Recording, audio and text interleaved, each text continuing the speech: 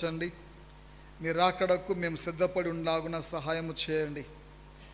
బలహీనులము దేవ, మరి మీ సిలువ చాటున నన్ను మమ్మలను మరుగు చేసుకొని మీ రక్తాన్ని మాపై ప్రోక్షించి కడిగి శుద్ధీకరించి ఈ సమయంలో మమ్మల్ని బలపరచమని మీ ఆత్మచేత నడిపించమని మీకే స్తుతులు అర్పిస్తూ కొద్ది ప్రార్థన యేసు ప్రభునామం ప్రార్థిస్తున్నాము తండ్రి, ఆమేన్. ఓకే, సమయంలో ప్రత్యేకంగా మనము దూతల గురించి కొన్ని అంశాలని ధ్యానిస్తూ ఉంటాము. మనము చదివిన లేఖన భాగంలో ఇక్కడ ఒక మాట గుర్తిస్తే, ఏవైతే సృష్టించబడినాయో అది పరమండలం అందున్నవి అయినప్పటికీ, భూమి అందున్నవి, దృశ్యమైనవి, అదృశ్యమైనవి, సింహాసనము, ఆధిపత్యము, ప్రధానులు, అధికారులు, అదొక మాట ఏంటంటే సమస్తమైనవి ఆయన వలన సృజించబడి ఉండెను అనే మాట చూస్తూ ఉన్నాం. ఇక్కడ ఒక పర్పస్, దేవుడు ఉద్దేశము కలిగి ఉన్నాడు ప్రతి సృష్టి లోపట. ఆయన సృష్టికర్త, ఆయన ద్వారా సమస్తము మరి సృష్టించినాడు అనేది మనము గమనిస్తాము. అంతేకాకుండా సమస్తమైనవి ఆయన వలన, ఆయన నిమిత్తం అనే రెండు మాటలు చూస్తాం. By him and for him. కాబట్టి మనము ఆలోచన చేయవలసింది, లోకంలో ఏది దేవుడు సృష్టించిన అది ఆయన ద్వారా, ఆయన కొరకు. సో దీంట్లో ప్రాముఖ్యంగా మన జీవితాలు, మనల్ని ఆయన సృష్టించిన విధానము గమనిస్తే, బైబిల్ లోపట దేవుని చిత్తము మన పట్ల ఏమయ్యిందో మనము చూడగలిగితే, ఆయన ద్వారా, ఆయన కొరకు అనే మాట మనం గుర్తుంచుకోవాలి. సరే, మనము దూతల సంగతిని మనము ధ్యానించగలిగితే, ఈ దూతలు కూడా ఆయన ద్వారా, ఆయన కొరకు, ఆయన నిమిత్తం అనే మాట మనం గుర్తిస్తాం కదా. ఇక్కడ ఒక ప్రశ్న వేసుకుంటే, దూతల సృష్టి ఎప్పుడు జరిగింది, లేక ఎవరు సృష్టించినారు, అవి వాటి అంతటా అవే వచ్చినాయా, లేక ఎవరైనా సృష్టించినారా అనే ప్రశ్న మనము ఒకవేళ వేసుకుంటే, దే వర్ క్రియేటెడ్, అవి సృష్టి బడినవి అనేది మనము చూస్తాము. కీర్తన గ్రంథంలో దావీదు కీర్తన 148,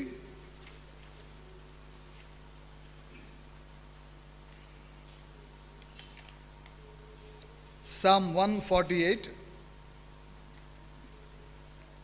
రెండవ వచనము, ఆ తర్వాత 5వ వచనం.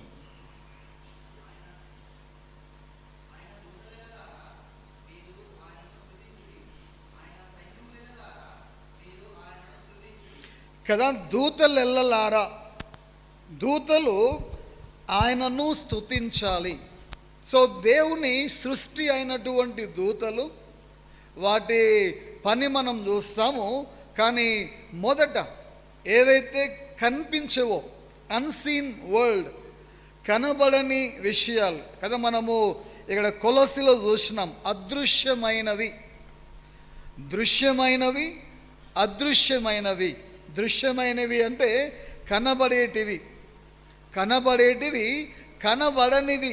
అదృశ్యమైనవి దేవుని సృష్టి, ఆయన వాటిని సృష్టించినాడు అనేది ఇక్కడ మనము గమనిస్తే, దూతలు ఎల్లలారా మీరు ఆయనను స్తుతించుడి అనే మాట చూస్తాము. ఆ తర్వాత 5వ వచనం, ప్రభువు ఆజ్ఞాపింపగా కదా, ప్రభువు ఆజ్ఞాపింపగా అవి సృజింపబడెను, అవి సృజింపబడెను అంట. దేవుని ఆజ్ఞ. God commanded and they were created. So అక్కడ మనం గమనిస్తే దేవుడు ఆజ్ఞాపించినాడంట. దేవుని ఆజ్ఞ చేత మరి దూతల యొక్క సృష్టి జరిగింది అనేది మనం ఇక్కడ చూస్తాం. ఇంకా గనుక అవి ఆయన నామమును స్తుతించునుగాక. కదా, ఆయన నామమును స్తుతించబడును గాక అనే మాట మనం చూస్తాము. ఇంకా నెహెమ్యా పుస్తకానికి వెళ్తే, నెహెమ్యా గ్రంథము 9వ అధ్యాయము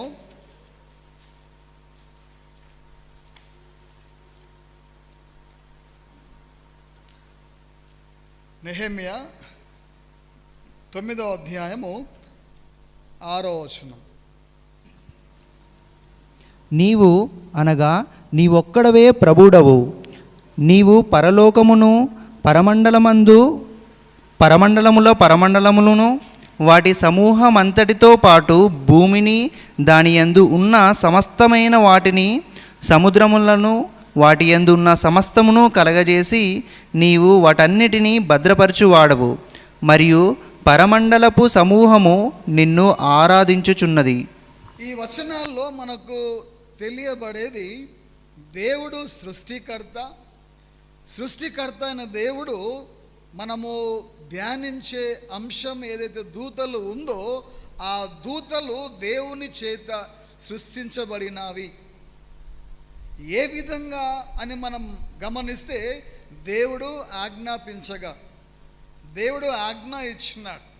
ఎట్లయితే ఆదికాండం 1వ అధ్యాయం లోపల ఆయన సూర్యుని, చంద్రుణ్ణి, భూమి మీద ఉన్న సమస్తాన్ని ఆయన కలుగును గాక అని సెలవీయగా, ఆయన ఆజ్ఞాపించగా అవి ఏ విధంగా అయినావో అట్లాగే దూతలు కూడా ఆయన ఆజ్ఞ చేత మరి సృష్టించబడినవి అనేది మనము చూడగలుగుతాం. ఇదే హెబ్రీలో కూడా మనము ఆ మాట చూస్తాం. హెబ్రీ 1:7 వచనం.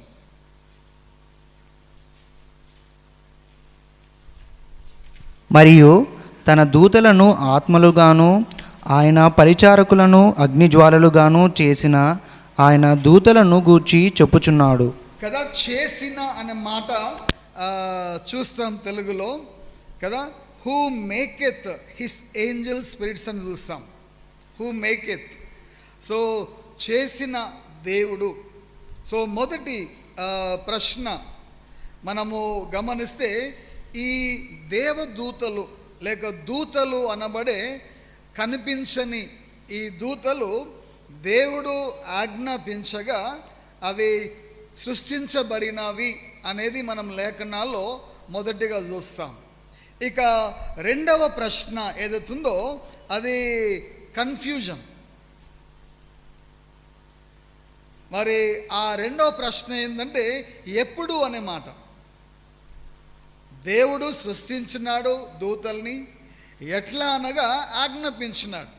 లేఖనాల లోపల ఆయన ఆజ్ఞను బట్టి అవి సృష్టించబడినవి. ఇక రెండవ ప్రశ్న అది ఎప్పుడు అనేది.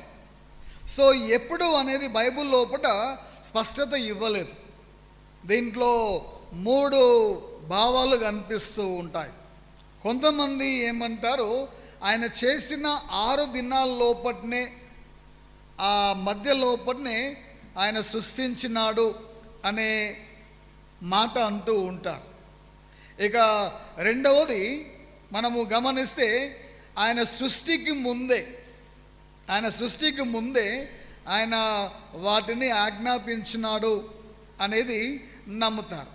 ఇక ఆ నమ్మకం లోపల మూడోది ఏమొస్తుందంటే ఈ గ్యాప్ థియోరీ అని, దూతల యుగము ఉండే, దూతల కాలము ఉండే అనేది నమ్ముతారు.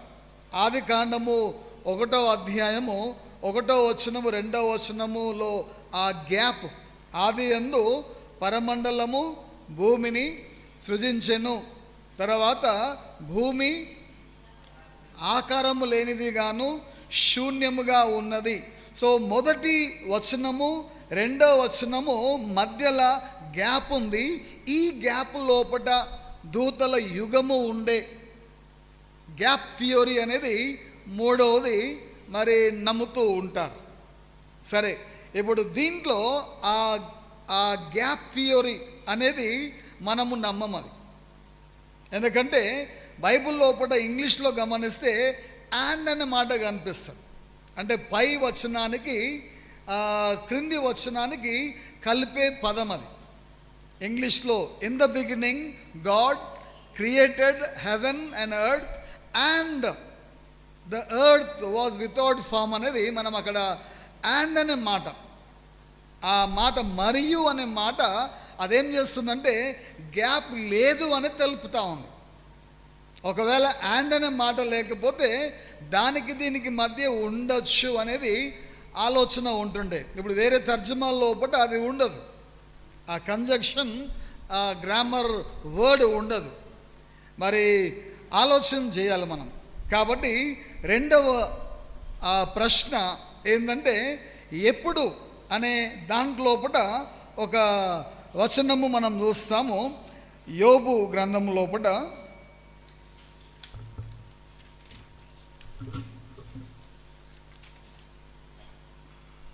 38వ అధ్యాయము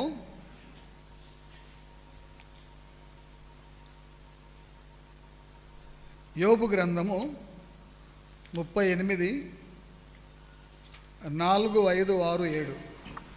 నేను భూమికి పునాదులు వేసినప్పుడు నీవెక్కడ ఉంటివి? నీవు గ్రహింపు కలిగి ఉండిన ఎడల తెలియజెప్పుము. నీకు తెలిసిన ఎడల దాని పరిమాణములు వేసిన వాడెవడు? లేక దాని మీద కొలనూలు లాగిన వాడెవడు? దాని పునాదులు దేని మీద వేయబడెను? లేక ఉదయ నక్షత్రములు కూడి గానము చేసినప్పుడు దేవుని కుమారులందరూ ఆనందధ్వని చేసినప్పుడు దాని మూలరాయిని వేసిన వాడెవడు? సో ఈ వచనాల లోపల ఇక్కడ దేవుని కుమారులు అనే మాట చూస్తున్నాం. ఈ దేవుని కుమారులు భూమికి పునాదులు వేసినప్పుడు అనగా ఈ సృష్టి సందర్భము లోపల అవి ఆనంద ధ్వని చేసినవి అనే మాట. అంటే ఈ వచనాన్ని మనం బేస్ చేసుకుంటే మరి సృష్టికి ముందే దేవుడు వాటిని ఆజ్ఞాపించినట్లు మనము చూడగలం. ఈ దేవుని కుమారులు అనేది దూతలకు వర్తించిన మాట. మనకెట్లా తెలుసు? ఇదే యోబు లోపల 1వ అధ్యాయంలో మనం చూస్తాం. యోబు 1వ అధ్యాయము 6. అయితే ఒక దినము తటస్థించెను. అప్పుడు దేవుని కుమారులు ప్రభు సమక్షమున తమను తాము ప్రదర్శించుకొనుటకై వచ్చిరి. కదా, దేవుని కుమారులు ప్రభు సమక్షమున. మనకు తెలుసు యోబు చరిత్ర లోపల ఇక్కడ దేవుని కుమారులు ప్రభు సమక్షమున వాళ్ళు ఉన్నప్పుడు వారి మధ్య లోపల సాతాను రావడం చూస్తాం. ఇక్కడ 2 సార్లు మెన్షన్ చేయబడింది. మనము గమనిస్తే 1వ అధ్యాయము 6వ వచనంలో చూసినాము. ఆ తర్వాత 2వ అధ్యాయము 1వ వచనంలో చూస్తాం. మరియు దేవుని కుమారులు ప్రభు సమక్షమున తమను తాము ప్రదర్శించుకొనుటకై వచ్చిరి. సో ఇక్కడ దేవుని కుమారులు అని పిలువబడుతున్న దూతలు. ఇప్పుడు మన ప్రశ్న ఏంటిది? అవి ఎప్పుడు సృష్టించబడ్డాయి అనే ప్రశ్న. సృష్టి దేవుడే, దేవుడు వాటిని ఆజ్ఞాపించగా అవి సృష్టించబడినవి అనేది మనకు వాక్య నిర్ధారణ. ఇక 2వ ప్రశ్నకు మనము వస్తే అది ఎప్పుడు దేవుడు సృష్టించినాడు అనే మాటకు వస్తే ఈ వచనాన్ని ఇక్కడ యోబు 38వ అధ్యాయంలో 4, 5, 6, 7 వచనాల లోపల దేవుడు భూమికి పునాదులు వేసినప్పుడు ఆ సృష్టి క్రమము లోపల మరి దేవుని దూతలు, దేవుని కుమారులు అనబడే దూతలు మరి ఆనంద ధ్వని చేసినవి అనేది మనము చూడగలుగుతాం. మరి తిరిగి ఆదికాండము 6వ అధ్యాయంలో ఉన్న దేవుని కుమారులు దూతల, ఎందుకంటే ఇక్కడ యోబు లోపట దూతలను దేవుని కుమారులని సంబోధించినాడు, పేర్కొన్నాడు. ఇప్పుడు ఈ వచనాల ఆధారముతోని ఆదికాండము 6వ అధ్యాయం లోపల దేవుని కుమారులు, నరుల కుమార్తెలు వివాహం ఆడినారు అనేది మనం కనిపిస్తూ ఉంటుంది. ఇప్పుడు దాంట్లో మన విశ్వాసం ఏంటిది? దేవుని కుమారులు అంటే సేతు సంతానము అని నమ్ముతాం. నరుల కుమార్తెలు అంటే కయ్యోను సంతతి అని నమ్ముతాం. సరే, ఇప్పుడు ఆదికాండము 6వ అధ్యాయంలో ఒకవేళ నిజంగానే దేవుని కుమారులు దూతలు అంటే మరి శరీరంలో ఉన్నటువంటి నరుల కుమార్తెలు శరీరము లేని కనిపించని ఆత్మలైన దేవుని కుమారులు ఏ విధంగా వారు వివాహము చేసుకొని ఉండొచ్చు? మనకు ప్రశ్నలు కలుగుతాయి. నిజంగానే దేవుని కుమారులు అంటే అక్కడ దూతలకు ఒకళ్ళు పోల్చబడుతుంది అంటే మరి బైబిల్ లోపల దూతల వివరణ ఉంది. అదొక మాట మనము చూస్తాం. మత్తయి సువార్త 22వ అధ్యాయము, మత్తయి సువార్త 22వ అధ్యాయము 30వ వచనం. ఏలయనగా పునరుత్థానమందు వారు పెండ్లాడరు, పెండ్లికియ్యబడరు, గాని పరలోకమందున్న దేవుని దూతల వలె ఉందురు. సో ఆ వచనాల్లో మనకు తెలుపబడేది ఏంటంటే దూతలు వివాహం ఆడటకు అనుమతి లేదు.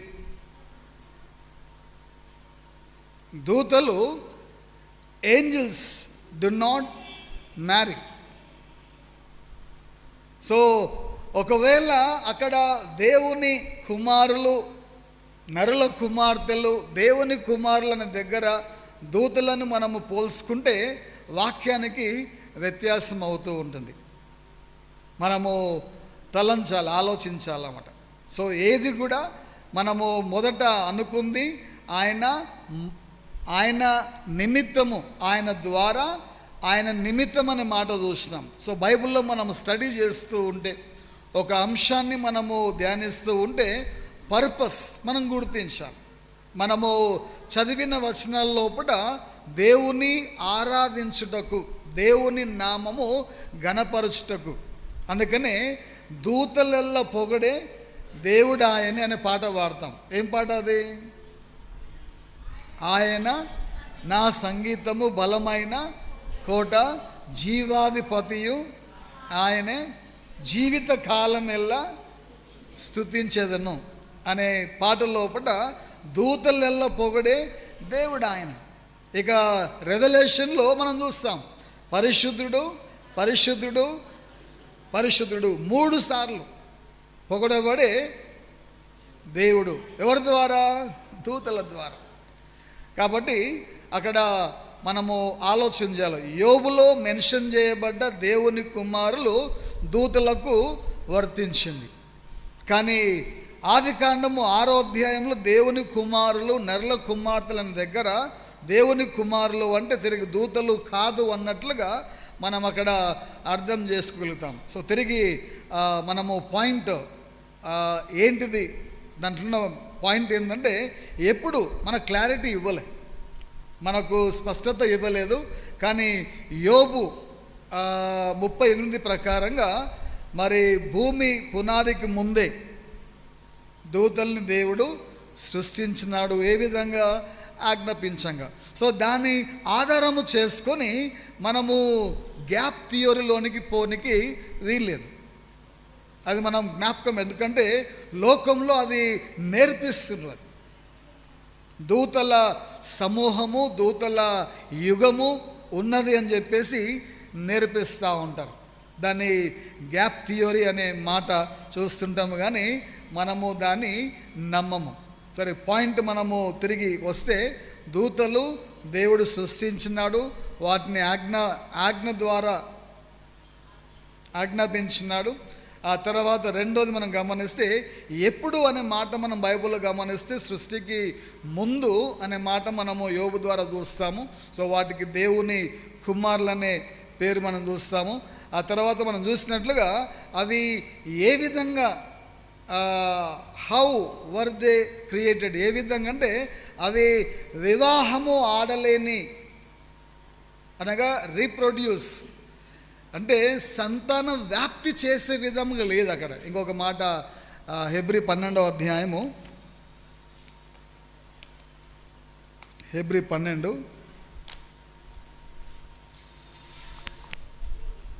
22వ వచనం. మీరైతే సియోను పర్వతమునకు, జీవము గల దేవుని పట్టణమునకును, అనగా పరలోకపు యెరూషలేమునకును, లెక్కింపలేని దూతల సమూహమునొద్దకును, సామాన్య సమావేశమునకును. చాలు అక్కడేముంది? లెక్కింపలేని దూతల సమూహమునొద్దకు అని. సో అక్కడ కంపెనీ తిరిగి గమనించాలి. ఒకే ఒకసారి దూతల్ని దేవుడు సృష్టించినాడు. ఆయన ఒకటేసారి ఆజ్ఞాపించినాడు. సో దూతలకు మనుషులకు డిఫరెన్స్. ఆదాము హవ్వను దేవుడు సృష్టించినాడు. ఏ విధంగా ఆ సృష్టి క్రమాన్ని మనకు తెలుసు. ఆయన ఆదాము హవ్వని సృష్టించి ఏమని ఆశీర్వదించినాడు? మీరు ఫలించి భూమిని నిండించుడు అని చెప్పేసి కదా, మల్టిప్లై అని. సో మరి ఆ విధంగా మానవ జాతి విస్తరిస్తూ ఉంది. సో మానవ జాతి విస్తరించినట్లు దూతలు విస్తరించబడవు. అవి ఒకేసారి. అవి ఎన్ని ఉండొచ్చు? ఇక్కడ లెక్కింపజాలని సమూహం అనే మాట రాయబడి ఉంది. ద్వితీయోపదేశ కాండము 33:2 వచనం. మరియు అతడు ఇట్లా చెప్పాను, ప్రభువు సీనాయి నుండి వచ్చి షెయీరు నుండి వారికి ఉదయించెను. అట్లు పారాను పర్వతము నుండి ప్రకాశించి 10,000 పరిశుద్ధులతో ఆయన వచ్చెను. ఆయన 10,000 పరిశుద్ధులు అంటారు. తిరిగి మళ్ళీ పరిశుద్ధులన్న దూతలకు సంబంధించింది. 10,000 పరిశుద్ధులు. కీర్తన 68:17. కీర్తన 68:17. దేవుని కొండ బాషాను కొండవలెనున్నది, బాషాను కొండవలే అది ఒక ఎత్తైన కొండ. 17. ఓకే. దేవుని రథములు 20,000, అనగా వేలాది దూతలు. అదే వేలాది దూతలు అంట. సీనాయిలో, అనగా ఆ పరిశుద్ధ స్థలములో ఉండినట్లు ప్రభువు వారి మధ్య ఉన్నాడు. రైట్. సో బైబిల్ లోపల ఎంతమంది దూతలు అంటే హెబ్రీ ప్రకారంగా లెక్కింప జాలని. తర్వాత ద్వితీయోపదేశ కాండంలో 1000 కొలది పరిశుద్ధులు. కీర్తనలు గమనిస్తే ఏముంది అక్కడ? వేలాది దూతలు అనే మాట మనం చూస్తాం. దానియేలు గ్రంథము 7వ అధ్యాయం 10వ వచనం. దానియేలు 7:10.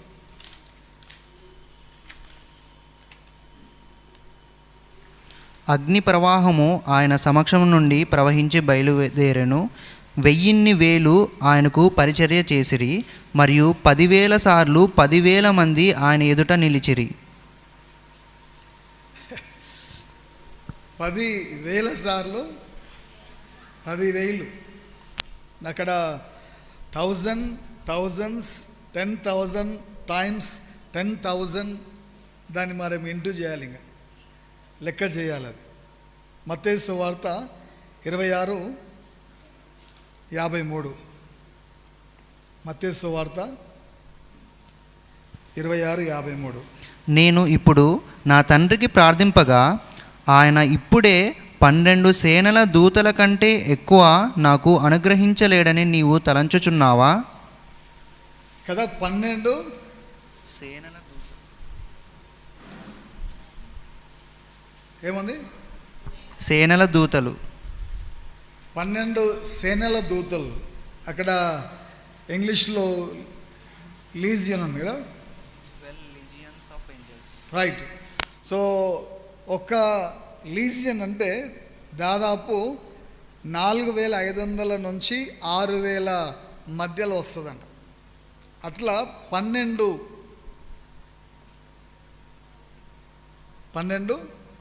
సేనలు. 12 సేనలు అంటే అక్కడ మనం ఇంటూ చేసుకోవాలి. అక్కడ దేవుడు అంటే ఇప్పుడు యేసు ప్రభు ఒకవేళ తండ్రిని ఆజ్ఞాపిస్తే ఎంతమంది, మనం ఏం చూస్తున్నాము, ఎంతమంది దూతలు అంటే లెక్క పెట్టలేని. అది ఇంకా వేరే స్థలంలో అయితే ఏం రాసింది, మల్టిట్యూడ్ అని, సమూహం అని మాట రాశారు, 1000. కాబట్టి ఈ సాయంకాలము 3 ప్రశ్నలకు మనం జవాబు చూస్తున్నాము. సో మొదటిది, దూతలు దేవుని యొక్క సృష్టి అనేది మనం నమ్మాలా. దేవుడు ఆజ్ఞాపించగా అవి సృష్టించబడినవి. రెండవది, ఎప్పుడు అనే ప్రశ్న మనం వేసుకున్నప్పుడు మరి సృష్టికి ముందు అనే మాట మనం చూస్తున్నాము. సో దాంట్లో మనం నమ్మని అంశం ఏంటిది, గ్యాప్ థియోరీ. అంటే దూతల ఒక యుగము ఉండే, ఒక కాలము ఉండే అనే. ఒకవేళ మీకు ఎక్కడైనా తెలిస్తే అక్కడ ఒక ప్రశ్న వేసుకోవాలి మనం, అది నమ్మకూడదు. ఇక మూడవ పాయింట్ ఏంటంటే, ఎంతమంది అంటే లెక్కకు విస్తరించినాయి. బైబిల్ లోపల మనకు 10,000, 1000 అనే సంఖ్య కనిపిస్తుంది. మన లెక్కలలో 10,000 నుంచి దాటుతుంది కదా. మనకు 10, 10, 1000, 10,000, తర్వాత 1,00,000, 10 లక్షలు, కోటి, 10 కోట్లు. ఇంగ్లీష్లో ఇంకా పెరుగుతూ ఉంటుంది, ఇంగ్లీష్లో ఉన్నాయి కదా, బిలియన్, ట్రిలియన్ వెళ్తూ ఉంటుంది. కానీ బైబిల్ లోపల 1000కి మించి 1,00,000 అన్న మాట కనిపించదు.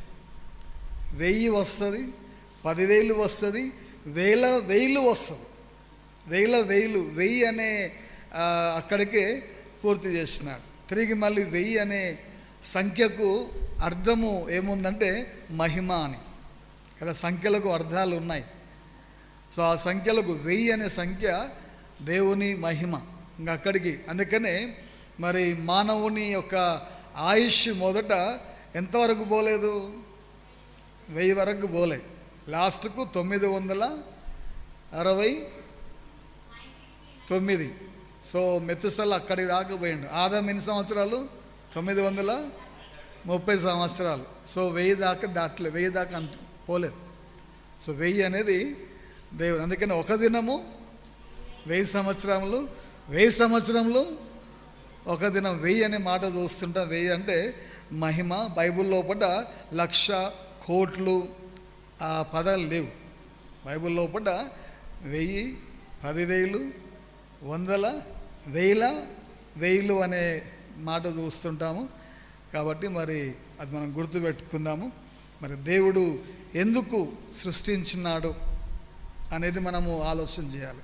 లోకంలో ఆయన సృష్టించింది ప్రతిదీ కూడా ఆయన సృష్టించినాడు, ఆయన కొరకు అనే విషయాన్ని మనం జ్ఞాపకం పెట్టుకోవాలా.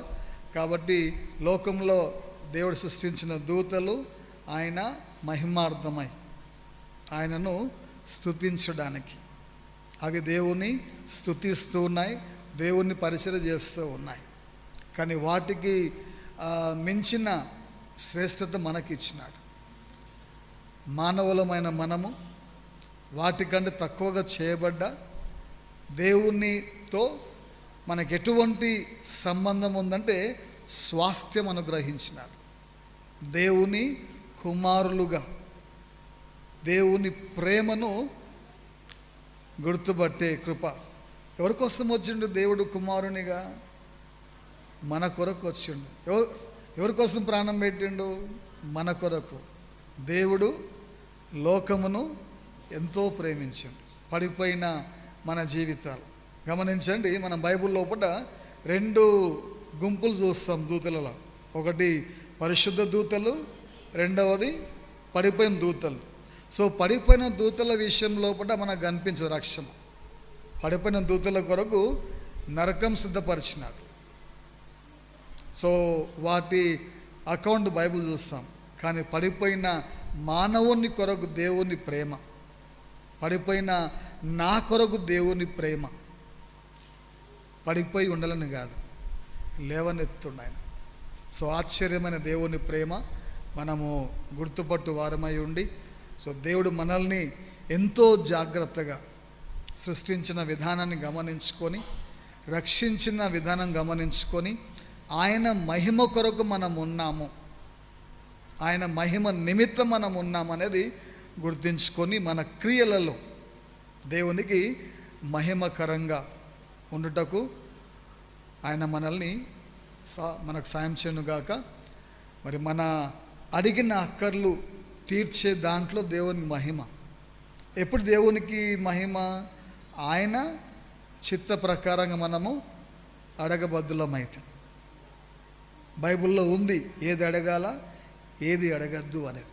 ఆయన చిత్తమును ఎరిగిన వారమై ఆయన చిత్త ప్రకారంగా మనము అడిగితే దేవుడు ఖచ్చితంగా దాన్ని ఇచ్చి ఆయన మహిమ పొందుతాడు. సంతోషం. ఆయన కుమారులమైన మనము, ఆయన బిడ్డలమైన మనము పరలోకపు తండ్రి, ఈ లోకపు తండ్రే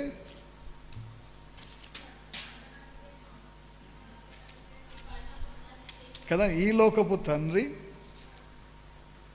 పిల్లలు వాళ్ళు చేపను అడిగితే పాములు ఇస్తారా, రొట్టె అడిగితే రాళ్ళు ఇస్తారా?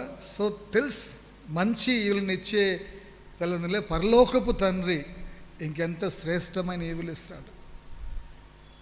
గొప్ప దేవుడు మన దేవుడు, కనికరం గల దేవుడు, ఆయన కరుణించే దేవుడు. ఆయన కోరేది మన జీవితంలో తగ్గింపు, రెండవది క్షమాహృదయం. మనము తగ్గి ఉండాలి, క్షమాహృదయం కలిగి ఉండాలి. దేవునికి ఎంతో సంతోషం. అందుకే విరిగి నలిగిన హృదయం అనే మాట ఉంది. మన హృదయాన్ని విరిగి నలిగి, అందుకే పౌలు ఏమంటాడు? నా జీవితాన్ని నలగొట్టుకుంటున్నాడు కదా. సో ఆయన జీవితము దేవుని చిత్తము నుండి, ఉద్దేశం నుండి, లోకాశల్లో పడిపోకుండా ఆయన తను తాను నలగొట్టుకుంటున్నాడు. ఆశ్చర్యమైన అద్భుతమైన సాక్ష్యం. కాబట్టి మనము కూడా మన జీవితాల్ని ఆయన వైపు త్రిప్పుకుందాం, ఆయన వైపు చూద్దాం. ఎంతో కాలం మనం బతికేది లేదు, ఎంతకాలమో తెలియదు. ఒక టార్గెట్ పెట్టుకుంటాం 100 ఏండ్లని. 100 ఏండ్ల వరకు ప్రయాణిస్తామో లేదు. మనుషుల్ని గుర్తు చేసుకున్నప్పుడు, వాళ్ళు వెంటనే వచ్చినప్పుడు, ఇప్పుడే నీ గురించి అనుకుంటున్నాం, నీకు 100 ఏండ్లు ఆయుష్, 100 ఏండ్లు ఆయుష్ మనం పెట్టుకుంటాం. కానీ అంతవరకు నమ్మకం లేదు. అందుకనే ఏనాడికి కీడు ఆనాడికే చాలు అంటాడు.